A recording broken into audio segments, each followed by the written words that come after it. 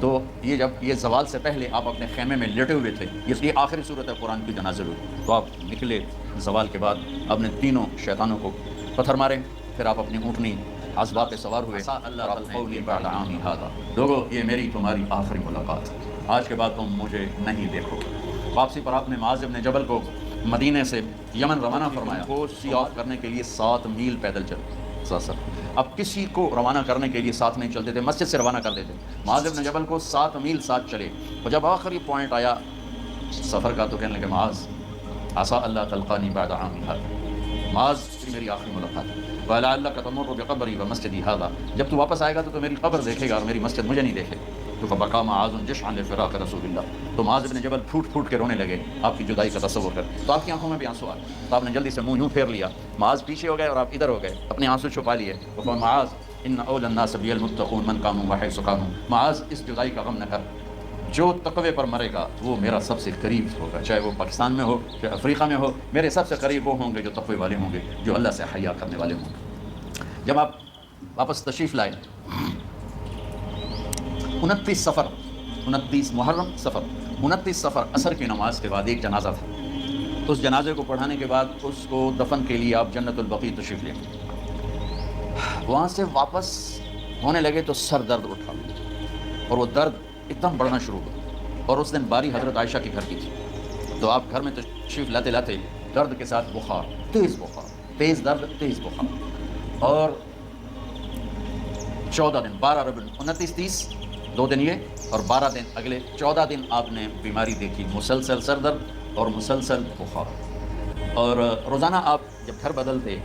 اس وقت 9 بیویاں زندہ تھیں، تو آپ پوچھتے کل کس کی باری ہے، کل کس کی باری ہے، جی میمونہ کی ہے، اگلا دن کل کس کی باری ہے، جی حفصہ کی ہے، کل کس کی باری ہے، ام سلمہ کی ہے۔ تو بیگمات نے اس سے سمجھا کہ اللہ کے نبی یہ چاہتے ہیں کہ میں بیماری کے دن عائشہ کے پاس گزاروں، ورنہ آپ کو تو خود پتہ ہے کل کس کی باری ہے، پرسوں کس کی باری ہے، ترسوں کس کی باری ہے۔ تو حضرت میمونہ کے گھر میں آپ تشریف فرما تھے، تو ساری باقی 7 بیگمات جمع ہوئیں اور انہوں نے آ کے عرض کی یا رسول اللہ جب تک آپ بیمار ہیں آپ عائشہ کے پاس آرام فرمائیں، اور جب اللہ آپ کو شفا دے دے تو پھر ہماری ترتیب کو آپ دوبارہ شروع فرما دیں۔ تو آپ نے سب کا شکریہ ادا کیا، عدل کی مثال، اسلام جب دوسری شادی کی اجازت دیتا ہے تو عدل کی شرط لگاتا ہے، ان لم تعدلوا، اگر عدل نہیں کر سکتے پھر ایک ہی ہے عدل۔ اور آپ نے فرمایا جس نے دوسری شادی کی اور عدل نہ کیا،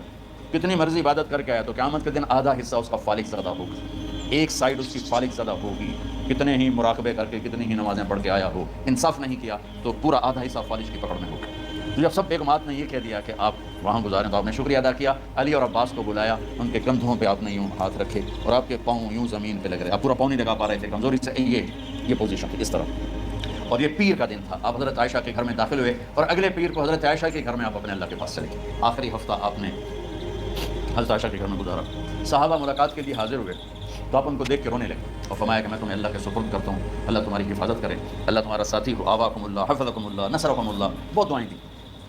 تو عبداللہ بن مسعود رضی اللہ تعالیٰ عنہ نے پوچھا یا رسول اللہ لگتا ہے جیسے جانے کا وقت ہے، تو آپ کو غسل کون دے گا؟ آپ نے فرمایا میرے اہل بیت۔ آپ کو کفن کون دے گا؟ کہا میرے اہل بیت۔ آپ کا جنازہ کون پڑھے گا؟ تو آپ رونے لگے۔ تو آپ نے فرمایا جب تم مجھے غسل دے دو تو سب نکل جانا، سب سے پہلے میرے 2 وزیر جبریل و میکائیل آئیں گے اور وہ میرے اوپر درود و سلام پڑھیں گے۔ ہمارے نبی کا جنازہ ایسے نہیں ہوا اللہ اکبر اور پیچھے صفیں، آپ کی چارپائی کے پاس آ کر صحابہ کھڑے ہو جاتے، وہ میں ابھی بتاتا ہوں۔ تو آپ نے فرمایا سب سے پہلے جبریل و میکائیل آ کر میرے اوپر درود و سلام پڑھیں گے، پھر اس کے بعد 7 آسمان کے فرشتے باری باری آئیں گے،